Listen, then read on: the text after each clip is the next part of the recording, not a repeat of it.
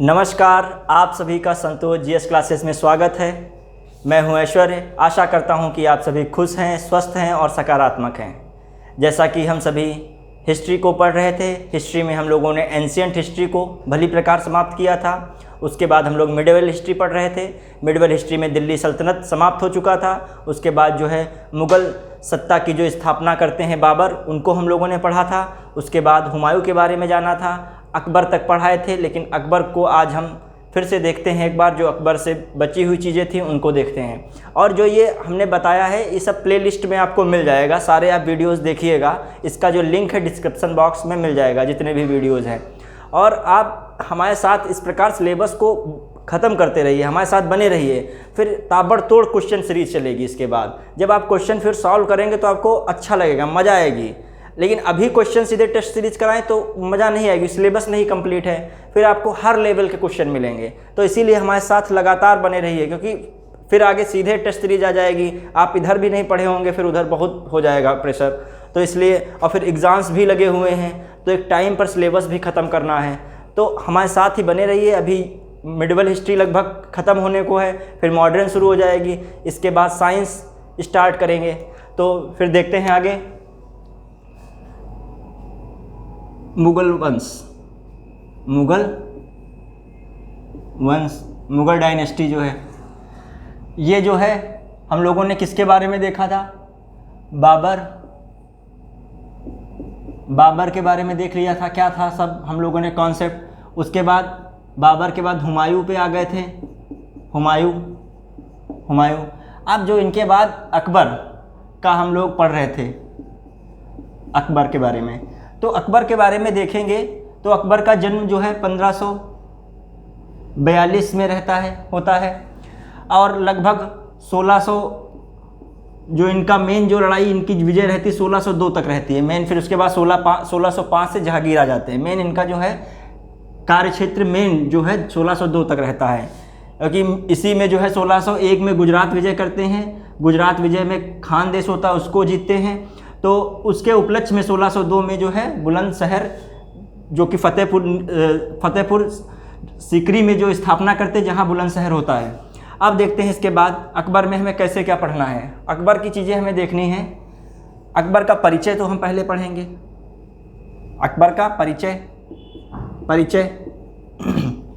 फिर अकबर के परिचय के बाद अकबर की धार्मिक नीति क्या थी? अकबर की धार्मिक नीति।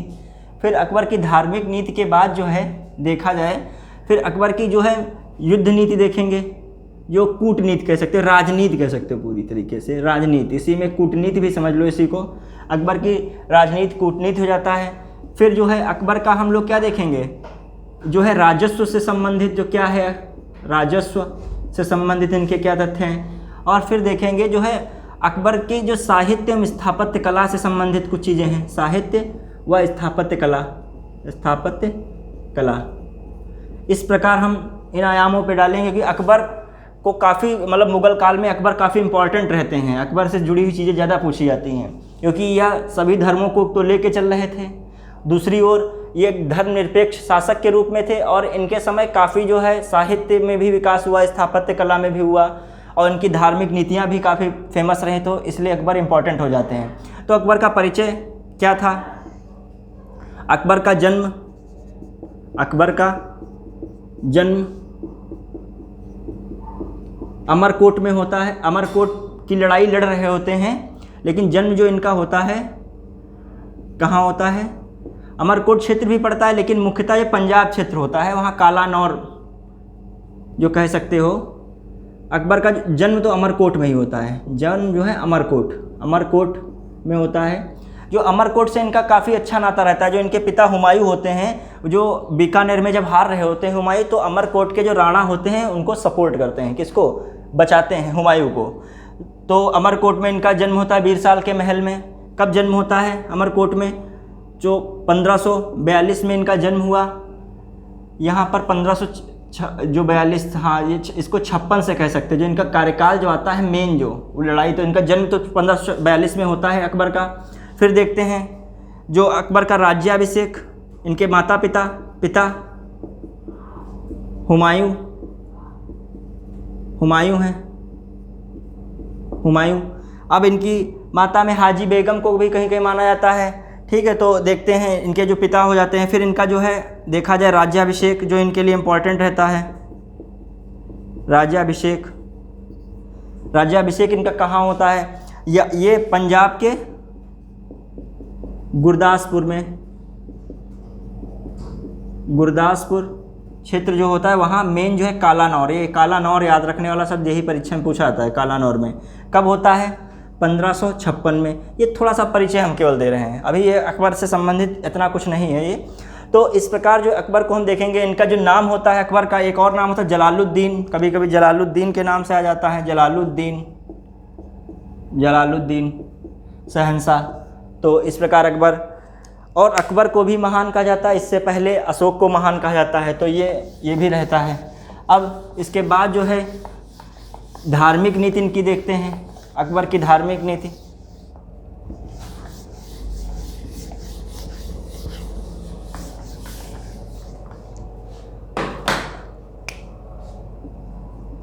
धार्मिक नीति, धार्मिक नीति जो देखा जाए तो अकबर का जब राज्याभिषेक होता है तो ये अकबर भी लड़ाई में बिजी होते हैं, अफ़गान से लड़ाई करने में बिजी होते हैं। तो उसी समय इनको पिता की जो है डेथ की खबर पता चलती है कि पिता की मृत्यु हो जाती है। तो यह अपना 1556 में राज्याभिषेक कर लेते हैं। 13 वर्ष 8 महीने या 4 महीने के होते हैं तब यह गद्दी संभालते हैं। शुरू में जो इनका जो पालन पोषण या इनका समझ लीजिए संरक्षण कौन कर रहा होता है? बैरम खां कर रहा होता है, जो कि एक शिया मुस्लिम होता है। तो वह बहुत दिनों तक इनका करता रहता है, उसके सहारे इनका जो सीमा विस्तार भी रहता है। लेकिन बाद में विद्रोह शुरू हो जाता है, क्योंकि बैरम खां से बहुत सारे सरदार चिढ़ रहे होते हैं। तो अकबर भी उसको समझते हुए कहते हैं हम भी अब योग्य हो रहे हैं, तो क्यों ना सब कुछ जो है अपने हाथों में लिया जाए, आगे कोई दिक्कत पैदा ना हो। तो अकबर ले लेते हैं। बाद में बैरम खां विद्रोह भी करता है थोड़ा बहुत, लेकिन फिर वो संभल जाता है। तो अकबर उसके विद्रोह को तो माफ़ कर देते हैं, उसको कहते हैं कि आप या फिर राज्य की सेवा कीजिए या राज्य से बाहर निकल जाइए या फिर हज पे चले जाइए। फिर वो हज पे जा रहा होता है, मक्का, हज पे जाने का मतलब मक्का जा रहा होता है, रास्ते में इसको मार दिया जाता है। तो बैरम खां का भी इनसे इम्पोर्टेंस रहता है कि बैरम खां इनके हमेशा साथ रहते हैं। अब बैरम खां के बारे में धार्मिक नीति हम देखते हैं। बैरम खां के बारे में बता दिया क्या उनसे संबंधित कहानी थी। धार्मिक नीति क्या रहती है अकबर की? ये जो युद्ध में बंदी बनाए जाते थे, बंदी बनाने का तो उनसे दास का काम लिया जाता था। तो अकबर ने ये चीज़ को समाप्त कर दिया, दास उन्मूलन, मतलब स्लेवरी सिस्टम को इरिटिगेट कर दिया। दास उन्मूलन, उन्मूलन, दास उन्मूलन ये कर देते हैं अकबर 1562 में, 1562। अब उसके बाद जो है ये क्या आता है इनका, दास के बाद तीर्थ यात्रा कर समाप्त कर देते हैं। धार्मिक नीति है, पहला चरण इनका धार्मिक नीति का रहता है, तीर्थ यात्रा कर समाप्त। क्योंकि ये जा रहे होते हैं मथुरा, तो वहाँ पे इनके दिमाग में ये बात आती है, तो उसी को देखते हुए या जो है धार्मिक कर को समाप्त, तीर्थ यात्रा कर को समाप्त करते हैं 1563 में। फिर देखा जाए फिर जजिया कर लग रहा होता है, जो हिंदू लोग होते हैं उन पर जजिया कर लगाया जा रहा होता है, जिसकी जजिया कर की शुरुआत भारत में कौन करता है?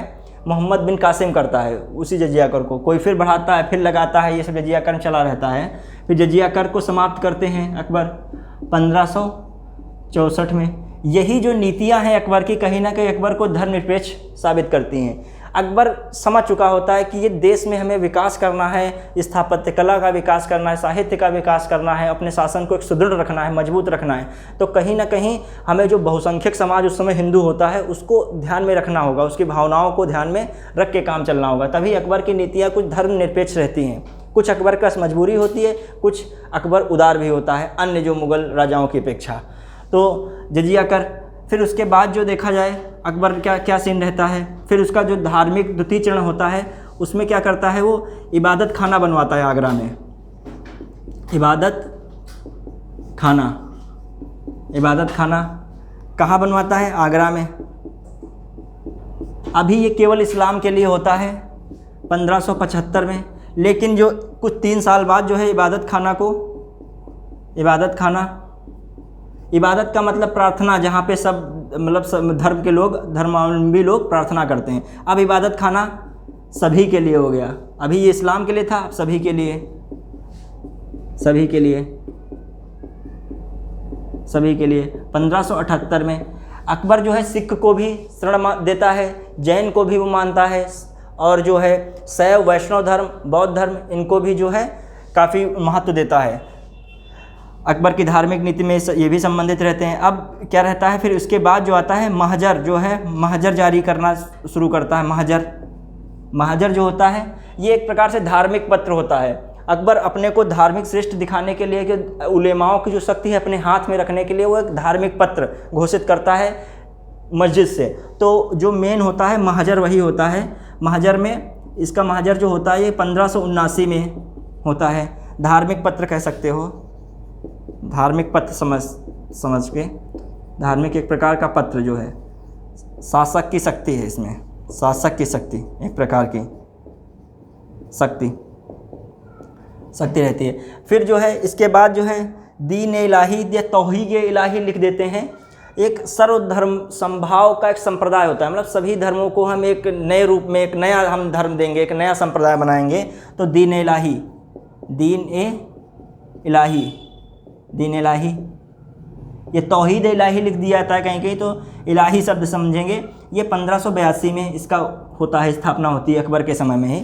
अब ये जो है दीन इलाही, इसमें जो है पहले जो एक हिंदू शासक बीरबल इसको स्वीकार करते हैं, इस संप्रदाय को बीरबल स्वीकार करते हैं। इस धर्म को धर्म तो नहीं कह सकते हैं, संप्रदाय मान सकते हैं। बीरबल प्रथम हिंदू, बीरबल ही स्वीकार करते हैं, स्वीकार कर लेते हैं, स्वीकार करते हैं। ये घिचपिच तो नहीं आप लोगों को लगता है, ये एक पढ़ाने का तरीका है हमारे। घिचपिच यहाँ आप अपना साफ साफ लिख लीजिए, क्योंकि बोर्ड है ना, तो हम इसी तरीके से पढ़ाएंगे, समझ में आना चाहिए। यहाँ इसको सामने बताओ, लिख दें प्रथम हिंदू बीरबल स्वीकार करते हैं, तो समझने की छोटी छोटी बातें हैं। अब देखिए, अब इसमें जो रहता है भगवान दास, ये लोग मना कर देते हैं, भगवान दास हैं, ये कहते हैं हम ये सब नहीं स्वीकार करेंगे। तो ये आगे हालांकि चल नहीं पाता है दीन इलाही। इन्हीं चीज़ों को देखते हुए जौनपुर के उलेमा लोग जो हैं फतवा जारी करते हैं। जौनपुर के उलेमा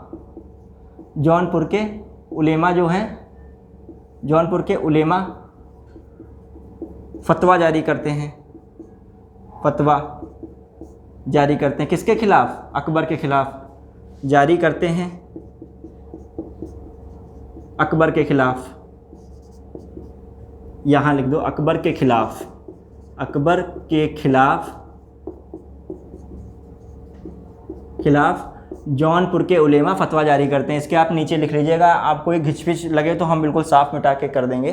तो इस प्रकार जो है ये हो जाता है अकबर की धार्मिक नीति से संबंधित। तो अकबर की धार्मिक नीति, इन्हीं नीतियों के कारण अकबर को धर्मनिरपेक्ष या कहते हैं सर्वधर्म समभाव की नीति इनकी मानी जाती है अकबर की। और ये इबादत खाने में अकबर जो है सबको बुलाते हैं, मीटिंग करते हैं सभी धर्मावलंबियों से, जितने भी अपने अपने धर्म अवलंबी हैं वो सब मीटिंग करते हैं अकबर के साथ। अकबर के समय जो है कुछ जो हैं जैन संप्रदाय के जो हैं मेन संत माने जाते हैं, कभी कभी उनका भी नाम आता है। जैसे अकबर के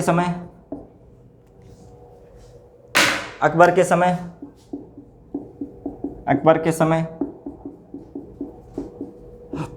जैन संत कौन थे, ये प्रश्न आ चुके हैं। इस प्रकार के जैन संत प्रसिद्ध जो थे, हरविजय सूरी थे, हरविजय सूरी और जिनसेन सूरी।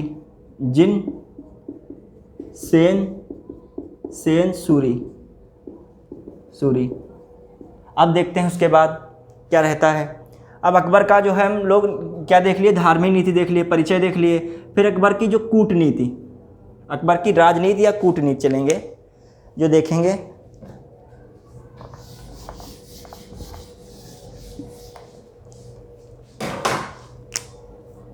धार्मिक नीति को इरेज कर देते हैं।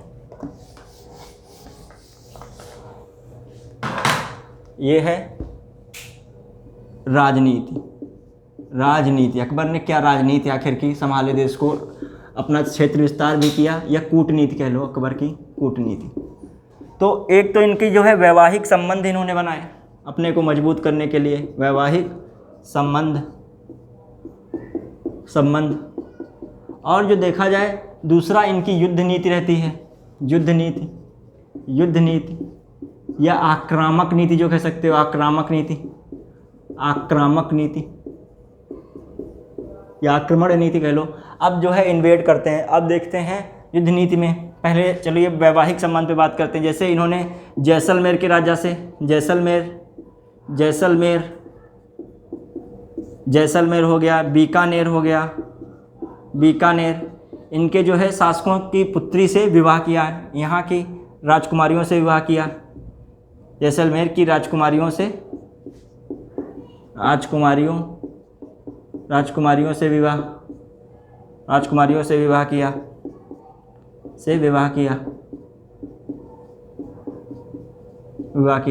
और दूसरा इनका प्रसिद्ध रहता है जो आमेर के शासक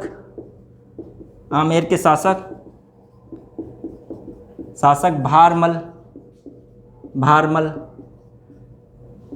किसके, कुछ कछवाहा राजवंश के थे, कछवाहा वंश से संबंधित थे। तो इनसे जो है ये क्या करते हैं कि पुत्री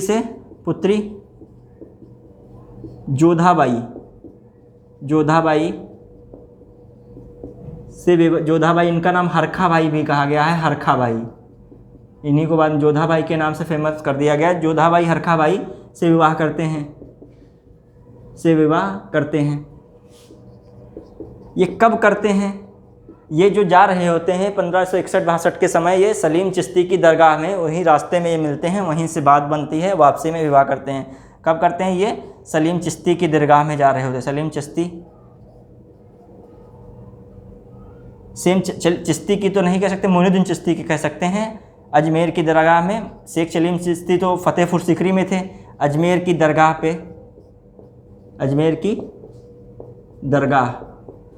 पर जाते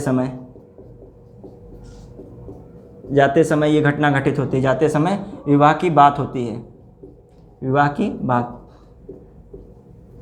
की बात होती है।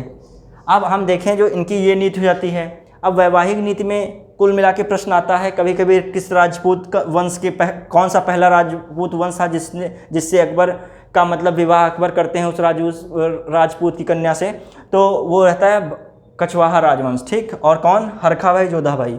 अब देखते हैं इसके बाद युद्ध नीति में क्या है। युद्ध नीति तो देखते हैं इनकी, ये भी युद्ध नीति से भी प्रश्न बनते हैं, तो इनकी युद्ध नीति पे भी बात की जाए तो देखा जाए 1567 में ये लड़ाई इनकी होती है उदय सिंह से मालवा के, तो इतना इम्पोर्टेंट है नहीं, इसको पढ़ना भी इम्पोर्टेंट नहीं इतना है। लेकिन इनका जो 1556 का द्वितीय पानीपत का युद्ध, सेकंड पानीपत का युद्ध है, पानीपत का युद्ध होता है, ये हरियाणा में पड़ता है पानीपत। तो अब देखते हैं इसमें क्या होता है। एक और अकबर होते हैं, अकबर, और दूसरी ओर ये कौन होता है? ये जो होता है हेमू। बताते हैं हेमू जो हिंदू था, ये अंतिम हिंदू शासक या अंतिम हिंदू लड़ाकू मान सकते हैं। हालांकि हेमू जो है स्वयं एक शासक नहीं था, ये आदिल शाह जो बंगाल का शासक था उसका ये सेनापति एक प्रकार से कह सकते हैं हेमू था। ये अफ़गानों का एक प्रकार से नेतृत्व कर रहा था। बताते हैं हिंदू में वैश्य था, तो ये अंतिम हिंदू मान सकते हैं। इनके बीच में भीषण लड़ाई चलती है। कहीं ना कहीं हेमू की सेना भारी पड़ रही होती है, लेकिन हेमू की आंख में एक तीर लगता है जिससे कि जो है इनकी सेना विचलित हो जाती है, अफगान सेना कह सकते हो, और अकबर की सेना को मौका मिल जाता है, वहीं हेमू को मार दिया जाता है उसके बाद।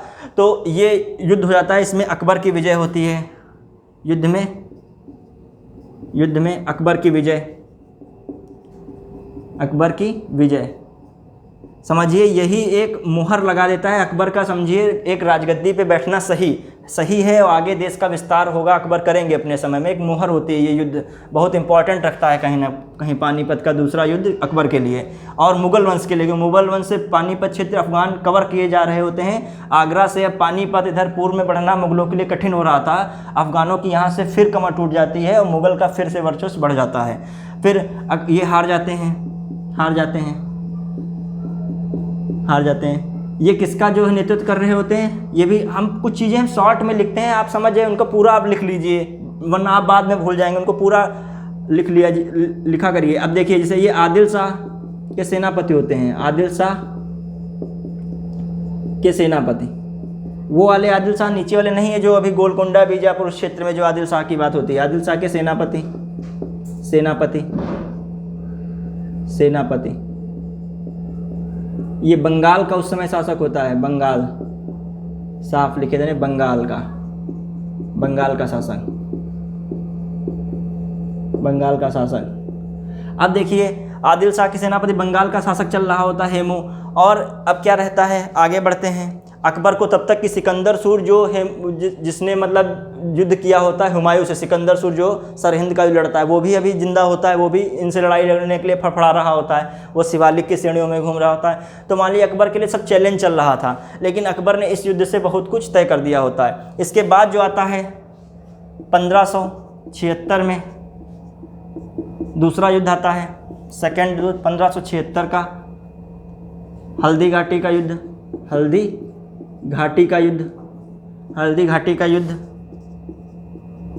युद्ध अकबर की तरफ से, अकबर की ओर से, अकबर की ओर से मान सिंह, मान सिंह व किसकी ओर से, महाराणा प्रताप जो होते हैं उस समय मेवाड़ के शासक, कुंभलगढ़ के क्षेत्र में वही जो मेवाड़ के राजा होते हैं, महाराणा प्रताप, महाराणा प्रताप, प्रताप व जो है वह उनका साथी, व उनका अफ़गान साथी, अफ़गान साथी हकीम खां, हकीम खान होता है, हकीम खान होता है। ये समझ लिए एक प्रकार से युद्ध जो अनिर्णित रहता है, ना कोई ज़्यादा जीत पाता है ना कोई हार पाता है, क्योंकि उस समय दर्रा वाला क्षेत्र होता है, कुंभलगढ़ का जो उधर का क्षेत्र होता है, ये हल्दी घाटी, तो ये छापा मार युद्ध करते हैं, आते हैं जाते हैं, तो युद्ध खुले मैदान में एक प्रकार से क्लियर युद्ध नहीं होता, जैसे मैदान में पानीपत के युद्ध टाइप का हो। तो इस प्रकार जो देखेंगे हम युद्ध नीति भी देखते हैं इनकी, ये उत्तर का, हालांकि इस युद्ध से भी इनको मजबूती मिल जाती है, राजस्थान का कुछ क्षेत्र मिल जाता है इनको। फिर आगे हम देखेंगे कि कैसे, हालांकि आखिरी तक महाराणा प्रताप इनकी अधीनता स्वीकार नहीं करते हैं। अब देखा जाए पानीपत का दूसरा युद्ध हो गया, हल्दी घाटी का, ये दोनों युद्ध पूछे भी जाते हैं किनके किनके बीच हुए। अब देखें जो है दक्षिण का अभियान इनका अकबर का चलता है, दक्षिण का अभियान, दक्षिण का अभियान। दक्षिण के अभियान में जो देखा जाए खानदेश एक होता है, खानदेश जो कि गुजरात के पास होता है, वहीं असीरगढ़ की लड़ाई होती है, असीरगढ़ का किला का वहीं पे होता है खानदेश एक चलता है अभियान इनका। और दूसरा होता है वहाँ पे अहमदनगर, उसी के दक्षिण में होता है अहमदनगर और बीजापुर, गोलकुंडा, ये दक्षिण के खास होते हैं। दक्षिण की ये गोलकुंडा, ये दक्षिण की विजय में इनका बहुत इंपॉर्टेंस होता है। ये कह सकते हो दक्षिण का अभियान जो होता है ये तीनों किससे संबंधित है, दक्कन की नीति। ये दक्कन की नीति ये अकबर ने शुरुआत की होती है, इसकी नींव डाली होती है दक्कन नीति की। आगे इसको फॉलो करते आते हैं, औरंगजेब इसको लास्ट तक सारे फतह हो जाते हैं, चारों मुगल वंश में आ जाते हैं। जो अकबर लड़ाई तो तीनों से करता है, लेकिन जो है इन पे अकबर का विशेष फोकस रहता है, लेकिन ये स्वाधीनता नहीं स्वीकार करते, फिर अकबर भी इतना इन पे जोर नहीं देता है। खासकर ये अहमदनगर में जो है चांद बीबी का नाम बहुत आता है, प्रश्न पूछा आता है। चांद बीबी लड़ाई लड़ती हैं, चांद बीबी ये काफ़ी तरीके से लड़ाई लड़ती हैं। फिर उनका सेनापति टाइप में होता है मलिक अंबर, आगे संभालता है मलिक अंबर। तो इसीलिए कहीं ना कहीं अहमदनगर जोरदार रहता है। हालांकि कुछ भाग इनके हिस्से में आ जाता है, लेकिन पूर्ण तरीके से राज्य विस्तार नहीं हो पाता है, लेकिन खानदेश इनमें शामिल हो जाता है। इस पर विजय प्राप्त कर लेते हैं, विजय प्राप्त हो जाती है,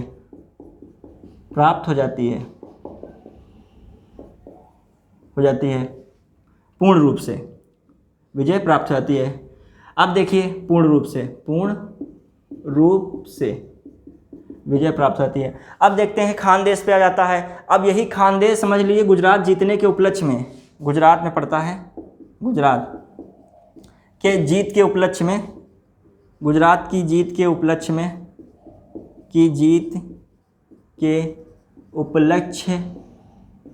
उपलक्ष्य में खानदेश की जीत के उपलक्ष्य में क्या करते हैं, फतेहपुर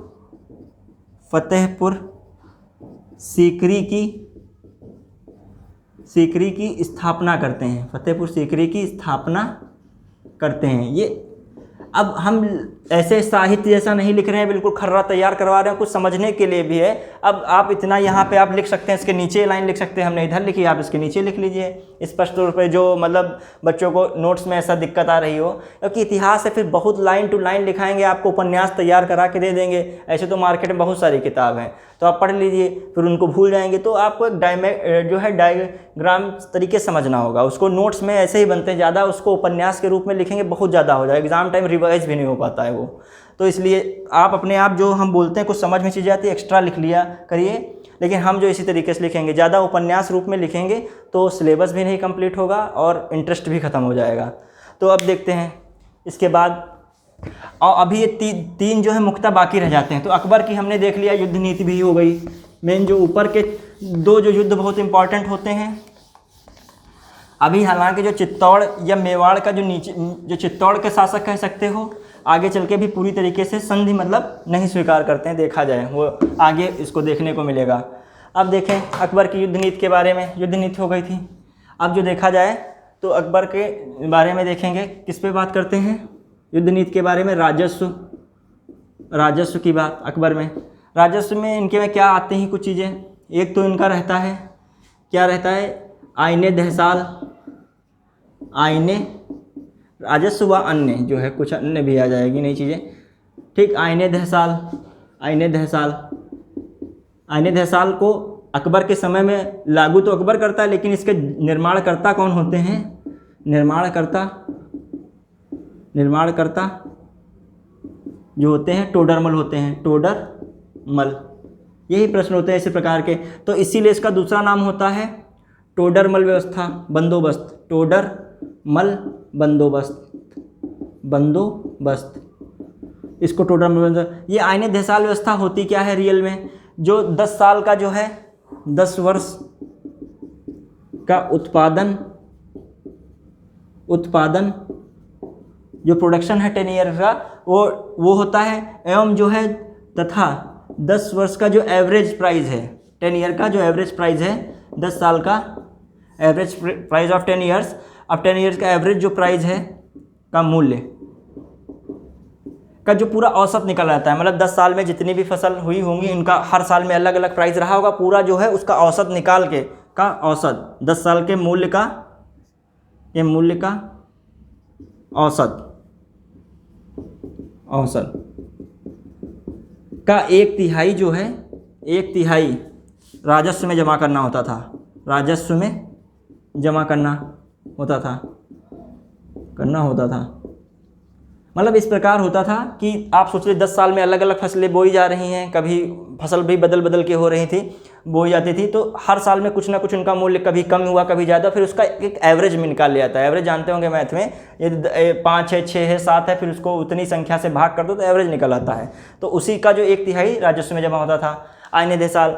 और एक जब्ती प्रणाली थी, जब्ती प्रणाली पूछा था, जब्ती प्रणाली किसके शासन में लागू होती है, अकबर के समय जब्ती प्रणाली। इसमें जो है अकबर राजस्व वसूली करता था जब्ती प्रणाली से, राजस्व वसूली का भी एक तरीका था, राजस्व वसूली। अच्छा, ये एक बार प्रश्न आया, आईने दहसाल जो है ये कहाँ से इस प्रकार की ली गई हैं चीज़ें, तो ये सब जो कुछ चीज़ें मंगोलों से भी इन्होंने ली है, जैसे मनसबदारी भी मंगोल से ली है। तो प्रश्न आ जाए तो मंगोल लगा सकते हैं कि इनके वंशज सब मंगोल और तैमूर से संबंधित थे। अब इनके में अकबर में ये हो जाता है जब्ती प्रणाली। अब अकबर में कुछ चीज़ें और आती हैं, जो है मनसबदारी होता है। एक अन्य में जो हम चलते हैं मनसबदारी,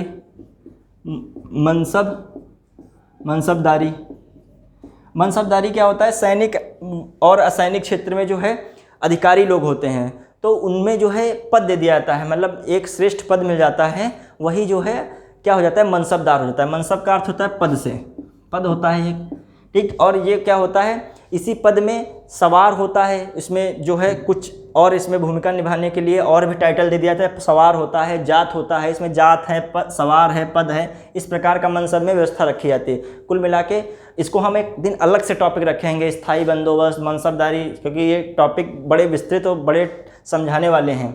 और लेकिन इससे जो प्रश्न आता है उसके लिए हम बता रहे हैं, मनसब क्या होता था, पद होता था, जो कि ये सैन्य व्यवस्था में भी रखा था, असैन्य व्यवस्था में भी रखा था। खासकर सैनिक व्यवस्था में अकबर ने रखा था, जो एक से 10 से 500 तक की जिनके पास जो होते थे, कह सकते हो जागीरे या गांव टाइप में मिल जाते थे, तो उनको एक मनसबदार बना दिया जाता था। तो इसमें पद होते थे, सवार होते थे, जात होते थे, ये होता था। और ये नगद इनको रुपया दिया जाता था या फिर इनको जागीरें दी जाती थी। जागीरें क्या होती थी, जब मर जाते थे तो इनसे जागीरें वापस ले ली जाती थी। तो प्रश्न आता है इस पर कि जो मनसबदारी प्रथा थी अकबर के समय, क्या वंशानुगत थी? तो नहीं थी वंशानुगत। मनसबदारी क्या थी? ये पद या सवार होते थे, ये घोड़ा भी रखते थे, इनके पास बहुत सारे दायित्व होते थे। तो ये समझ सकते हो ये वंशानुगत नहीं थी, वंशानुगत नहीं थी, वंशानुगत नहीं था। या फिरोज शाह तुगलक में क्या होता है, उसने बहुत सारे पदों को वंशानुगत कर दिया होता है। जो मोहम्मद बिन तुगलक तक नहीं होता है, वो क्या करता है, अधिकारी है तो अधिकारी का बेटा अधिकारी ही बनेगा, उसने फिरोज शाह तुगलक ने ऐसा किया होता है। लेकिन यहाँ मनसबदारी पूर्णतया देखा जाए वंशानुगत नहीं है, वो टैलेंट के हिसाब से बनता था। अब देखेंगे इनके में ये सब चीज़ें हुई। अब अकबर की जो है साहित्य में स्थापत्य कला क्या देखें, साहित्य व स्थापत्य कला। स्थापत्य कला जो इनका साहित्य देखा जाए अकबर में तो ज़्यादा तो नहीं है। एक तो इन्होंने अनुवाद विभाग बनाया था। अनुवाद विभाग का जो प्रमुख था वो फैजी बनता था। तो फैजी के निर्देशन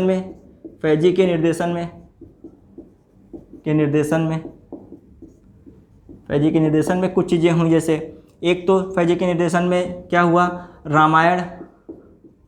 रामायण का फारसी अनुवाद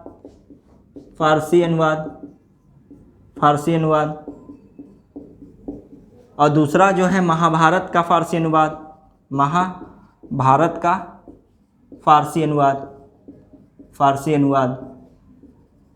जो फारसी अनुवाद महाभारत का होता है, ये पूछा जाता है काफ़ी रजनामा के शीर्षक से माना गया है। जो फारसी में अनुवाद किया गया तो उसका टाइटल क्या रखा, रजनामा। तो प्रश्न आ चुका है, आयोग में भी आ चुका है। रजनामा किससे संबंधित? रामायण महाभारत में कन्फ्यूजन हो जाता है, तो महाभारत याद रखिएगा। महाभारत एक इंड होता है। अब देखिए इन दोनों को बदायूनी ने किया था, मतलब बदायूनी ने किया है, क्या अनुवाद किया है, जो लेखक थे इनके खास लोगों में थे बदायूनी। और देखा जाए इनके समय कुछ जो है चित्रकार भी नाम पूछ लिए जाते हैं। प्रसिद्ध चित्रकार जो हैं,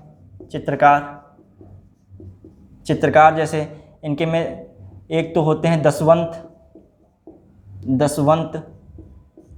और एक हैं दसवंत के बाद एक आते हैं मसूद, उस्ताद अब्दुल समद कह सकते हैं। ये साफ नाम लिखें,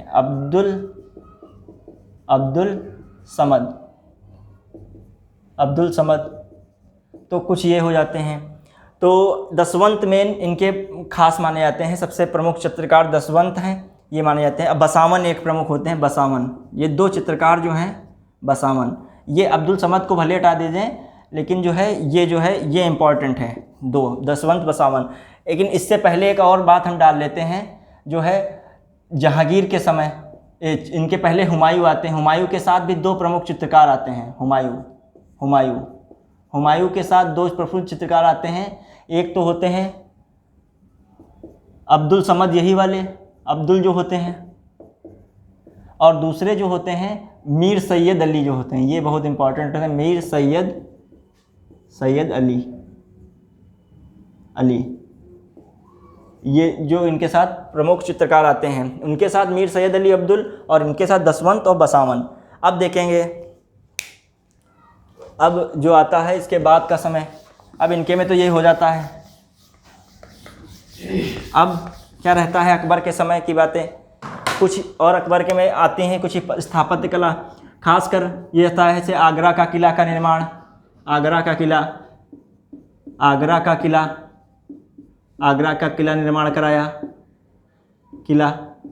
लाहौर किला बनाया, लाहौर किला का निर्माण, लाहौर किला। फिर इलाहाबाद का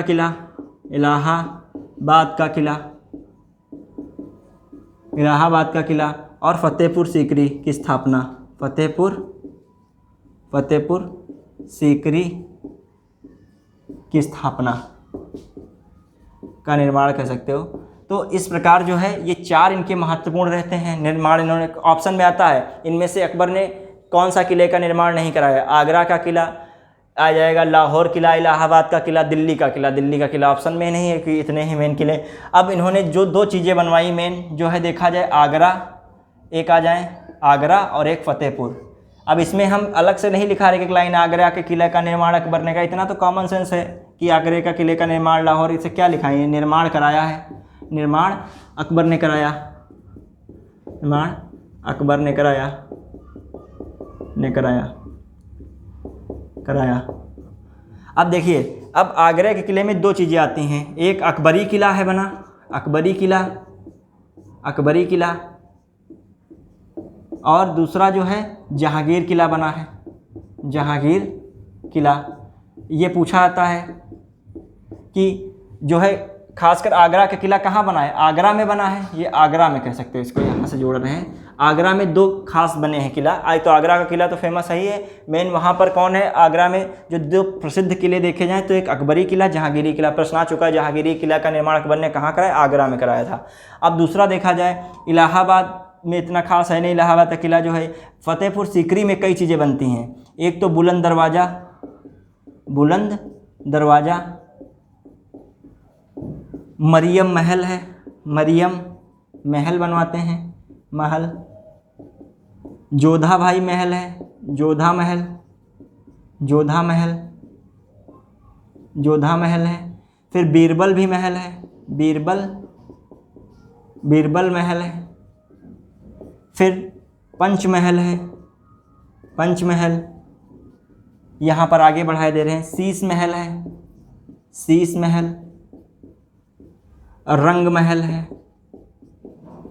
रंग महल। तो इस प्रकार ये देख लेंगे, कभी कभी आता है फतेहपुर सीकरी में इनमें से कौन सा नहीं था, तो इस प्रकार क्वेश्चन घूम जाता है। बीरबल महल इंपॉर्टेंट रहता है कि बीरबल महल का निर्माण इन्होंने कराया था। अब जो देखें तो इस प्रकार जो है अकबर का जो मुख्य रहता है इस प्रकार दिखाई देता है। अकबर का मकबरा, अकबर की जब देहांत हो जाता है तो इनका मकबरा, अकबर का मकबरा जो है, डॉम जो होती हैं, टॉम। अब देखते हैं इनका कि ये कहाँ बनवाते हैं, टॉम इनकी कौन बनवाता है, वो हुमायूं जो है जहांगीर बनवाता है, जहांगीर सिकंदराबाद में बनवाता है, सिकंदराबाद में, लिख रहे हैं सिकंदराबाद में बनवाता है। ये आगरा के पास होता है, ये आगरा के पास। तो ये मकबरा बनवाया जहांगीर ने, सिकंदराबाद में बनवाया।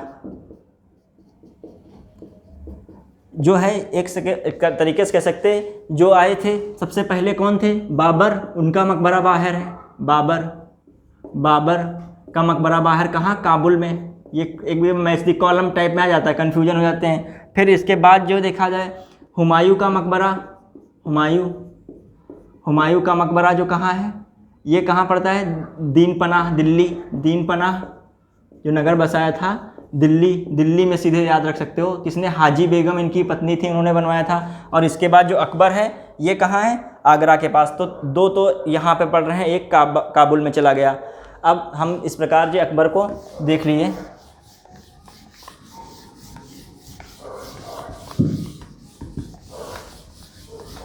अकबर के बाद जो है जहांगीर को देखेंगे, जहांगीर के बारे में चर्चा की जाएगी। जहांगीर को देखते हैं।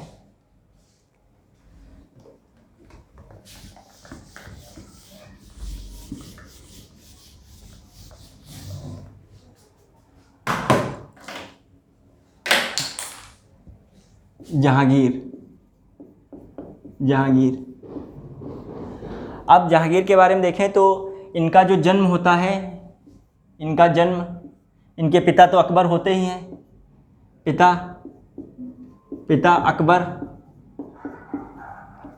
अकबर, और जिनकी माता मानी जाती हैं। अब हर जगह अलग अलग है, इसमें थोड़ा सा डाउट प्रश्न में सबको रहता है, कहीं कहीं किताबों में। वैसे जो है इनको जोधाबाई के ही माने जाते हैं, पुत्र जोधाबाई माता मानी जाती हैं। हरखाबाई वाली हैं, हरखा बाई बाई होती हैं। और इनका जो जन्म होता है देखा जाए 1569 में होता है, इतना इम्पोर्टेंट है नहीं। जो अशोक जो अकबर का जो होता है जो राज्याभिषेक 14 फरवरी होता है और कब 1556 में होता है। अब ये 1605 तक जो मतलब देखा जाए इनका शासन रहता है, मतलब मुख्यतः तो 1602 तक रहता है, लेकिन 1605 से क्या आता है, जहांगीर का शासन आ जाता है। जहांगीर का शासन अब जो है इनका जो है जहांगीर का जन्म कहाँ होता है, लाहौर में होता है। लाहौर में, भारत के मतलब बाहर ही होता है, लाहौर में होता है। अब जहांगीर का जन्म हो गया, इनके पिता जो अकबर हो गई, माता जोधाबाई हरखाबाई हो गई। जहांगीर का शासन जो है 1605 से शुरू होता है और ये कब तक चलता है ये भी देखेंगे, 1628 तक चलता है शासन कब तक है, 1605 से 1628 तक। अब इनका जो विवाह देखा जाए, परिचय तो हमने दे दिया, अब परिचय में देखा जाए विवाह जो होता है इनका, विवाह से संबंधित कुछ बातें हैं। जैसे इनका विवाह तो एक तो मोहम्मडन ही होती है, उनसे मुस्लिम से ही होता है। दूसरा जो इनका विवाह होता है जोधाबाई जगत गोसाई जिसे कहते हैं, तभी कन्फ्यूजन शुरू हो जाता है। जोधाबाई, इनका भी विवाह जोधाबाई होती है, उनका नाम जगत गोसाई वाली जोधाबाई, जगत गोसाई, जिनका पुत्र जो है खुर्रम शाहजहां होता है, इन्हीं का पुत्र आगे आके। अब इनका विवाह इनसे हो जाता है, लेकिन इनको आगे चल के लव दूसरी लड़की से भी होता है। वो लव स्टोरी इनकी काफ़ी फेमस रहती है, उसका नाम नूरजहां होता है। नूरजहां से ये विवाह करते हैं, नूरजहां से विवाह करते हैं। इसका नाम मेहरुनिस्सा भी है, कहीं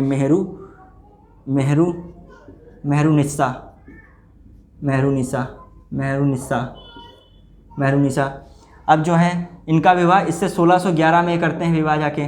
अब क्या खासियत होती है, ये शेर अफगान की वाइफ होती है जो नूरजहां, लेकिन क्या होता है यह काफ़ी सुंदर होती हैं। दूसरी बात, एक घुड़सवार वगैरह बहुत अच्छे से करती हैं, तीरंदाजी वगैरह बहुत करती हैं। ये काफ़ी प्रभावित रहता है इनसे जहांगीर, और आखिरी में इनके पति को बंगाल के विजय अभियान पे भिजवा के मरवा देता है। बाद में इनसे यह विवाह करता है नूरजहां से इनका विवाह हो जाता है। तो ये रहता है 1622 में। और इनका एक गुट होता है बाद में, नूरजहां का गुट बनता है। इनके पिता का नाम इसीलिए इम्पोर्टेंट होता है, पिता का नाम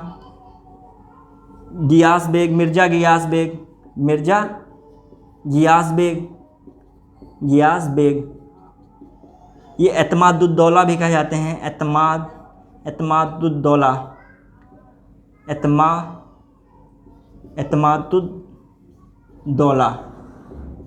एतमादुद्दौला भी इनका नाम है। और इनके जो भाई होते हैं वो कौन, आसफ़ खां होते हैं, आसफ़ खां। और जो इनके जो क्या कह सकते हो, इनका जो मम्मी होती हैं वो कौन होती हैं, अस्मत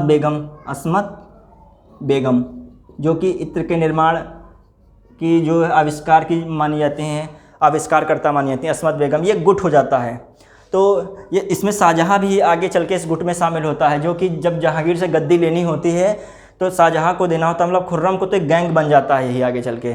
अब देखते हैं इसके बाद जो है जहांगीर का विवाह संबंधित ये आ जाती है बात। अब जो है जहांगीर के बाद जो देखते हैं, जहांगीर में कुछ इन्फॉर्मेशन है इम्पोर्टेंट। जहांगीर की धार्मिक नीति इतनी कुछ है नहीं।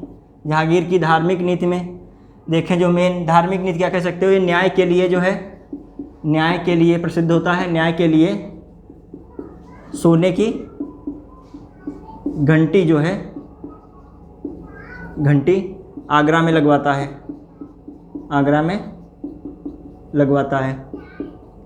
है। अब इसके समय कुछ चीज़ें जो है विदेशी लोग आते हैं भारत में, तो ये इम्पोर्टेंट हो जाता है कहीं ना कहीं। कुछ विदेशी आते हैं, जैसे विदेशी का आगमन होता है इन्हीं समय, विदेशियों का आगमन, प्रश्न आते हैं इस पे खूब। विदेशियों का आगमन होता है, आगमन ये क्या रहता है विदेशियों का आगमन में, ये 1608 में हॉकिंस आते हैं। कौन, हॉकिंस आता है। ये कौन होता है, ब्रिटेन के राजा होते हैं, ब्रिटेन के राजा जेम्स प्रथम का दरबार का जो राजदूत होता है, राजदूत, एक प्रकार से कहते हैं राजदूत का मैसेज देने आता है कि हमको व्यापार करने के लिए हमारे अनुकूल दशाएं बनाई जाएं।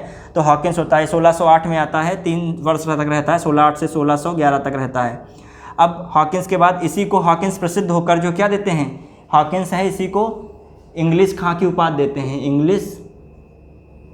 इंग्लिश कह सकते हो, इंग्लिश खां की उपाधि देते हैं। इंग्लिश खां की उपाधि प्रश्न पूछा गया है कि उपाधि देते हैं। कौन देता है, यही जहांगीर देते हैं इंग्लिश खां की उपाधि। अब उसके बाद जो दूसरा आता है 1615 में थॉमस रो या टॉमस रो भी कह देते हैं, थॉमस रो आता है। ये भी जेम्स प्रथम का ही होता है, ये जो है जेम्स प्रथम का ही राजदूत होता है, जेम्स प्रथम का राजदूत। ये अजमेर में मिलता जाके है, राजदूत है ये अजमेर में मिलता जाके। अब देखें जो इसका हो गया सीन, कभी कभी बच्चे कन्फ्यूज हो जाते हैं, आता है पहला जो शासक कौन होता है, कि पहला जो आने वाला विदेशी कौन होता है इनके दरबार में। तो हॉकिंस, थॉमस रो दोनों ऑप्शन देता है, तो हॉकिंस लगाइएगा, थॉमस में एच पहले आता है, थॉमस में टी बाद में आता है, इसे याद रखिएगा। अब देखेंगे दूसरा, देखेंगे एक और आता है, पूछा था डच कौन यात्री आता है, पेलसल्ट, 2-3 बार प्रश्न पूछ चुके हैं, पेलसल्ट आता है, पेलसल्ट, तो इसको भी ध्यान रखिएगा, पूछ सकते हैं। फिर पेलसल्ट डच नागरिक होता है, डच व्यक्ति होता है, डच एक देश है, उसी डच माने जाते हैं, हॉलैंड वगैरह के लोग डच। अब तो पेलसल्ट भी आता है, तो फ्रांसिस्को पेलसल्ट किसके समय में आया था, जहांगीर के समय में। तो ये हो जाती बातें। अब कुछ जहांगीर सी, अब युद्ध संबंधी बातें हैं, युद्ध नीतियाँ। जहांगीर की युद्ध नीतियाँ जो है क्या, जहांगीर की युद्ध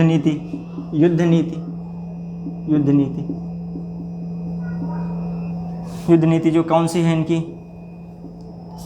युद्ध नीति में देखे जाए तो इनका मेवाड़ जो होता है, मेवाड़ कहीं कहीं लिखा होता है, चित्तौड़ भी, मेवाड़ चित्तौड़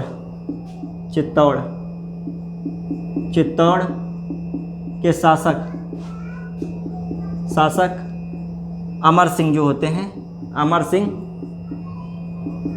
संधि करते हैं। ये इंपॉर्टेंट है कि ये अमर सिंह की संधि किसमें होती है, अकबर सब संभाल लगाते हैं, लेकिन ये 1615 में जहांगीर के समय होती है, संधि होती है। ये अपने बेटे कर्ण सिंह को भेजते हैं, और इस संधि में कहता है सब राज्य इनको वापस कर देता है अमर सिंह को, बस कहता है कि आप पहरेदारी नहीं कर सकते, हमारे अनुसार ही चलना होगा, बस ये रहती शर्त, सबसे बड़ी शर्त होती है किसी भी स्वतंत्र शासक के लिए। अब जो हो जाती है युद्ध नीति में, दक्षिण पे देखेंगे, दक्षिण, ये दक्कन नीति जो है, दक्कन नीति, तो ऐसा कुछ खास कर नहीं पाते हैं दक्कन नीति में।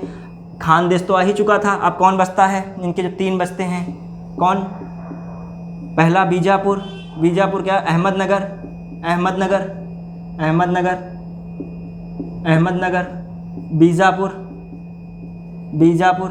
बीजापुर, गोलकुंडा।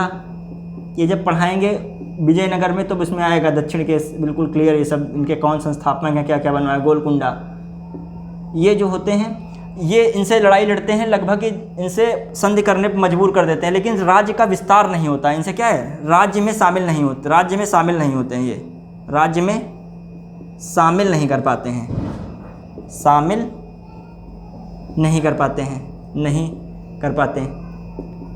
हाँ, लेकिन ये इनको रुपए देते हैं, 20 लाख रुपए का हर्जाना भरते हैं, 20 लाख रुपए का हर्जाना जहांगीर को भरते हैं, और ये लोग 12-12 लाख रुपए, इतनी रकम ले लेता है जहांगीर कहीं ना कहीं। अब जहांगीर ने अपनी पुस्तक लिखी है तुजुक-ए-जहांगीरी, उसमें अपने बारे में लिखा है, तो ये किस भाषा में लिखी है, इस प्रकार से प्रश्न आते हैं। जो तुजुक-ए-बाबरी जो है वो लिखी थी किसमें, वो लिखी थी उन्होंने तुर्की भाषा में बाबर ने, और ये जो है तुजुक-ए-बाबरी उसमें लिखी फारसी में, तुजुक-ए-बाबरी।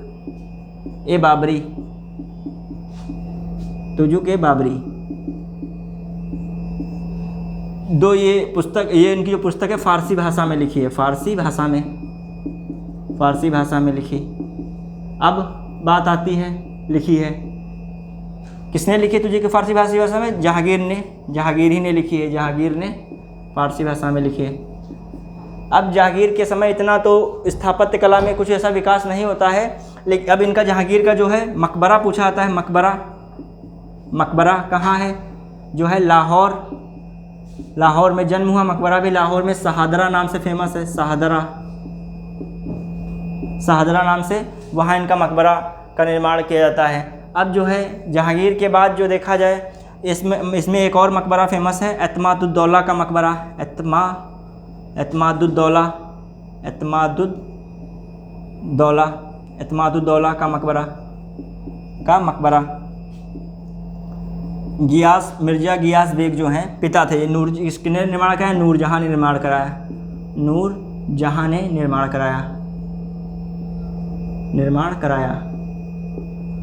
तो ये जहांगीर से संबंधित इन्फॉर्मेशन हो जाती है। और इन्हीं के समय चित्रकार होते हैं, चित्रकार जो है मंसूर होते हैं, उस्ताद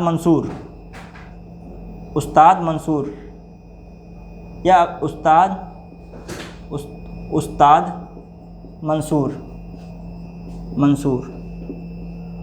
मंसूर जो होते हैं, इनको क्या किसकी उपाधि दी जाती है? नासिर उल जमा की उपाधि दी जाती है। ये मतलब जो कह सकते हो ये उस प्रकार के काफ़ी बनाते हैं चित्रे, चिड़िया पक्षी से संबंधित जो हैं उस प्रकार के। तो इस प्रकार हम देखेंगे आगे जो है इनसे संबंधित जो है क्या रहता है।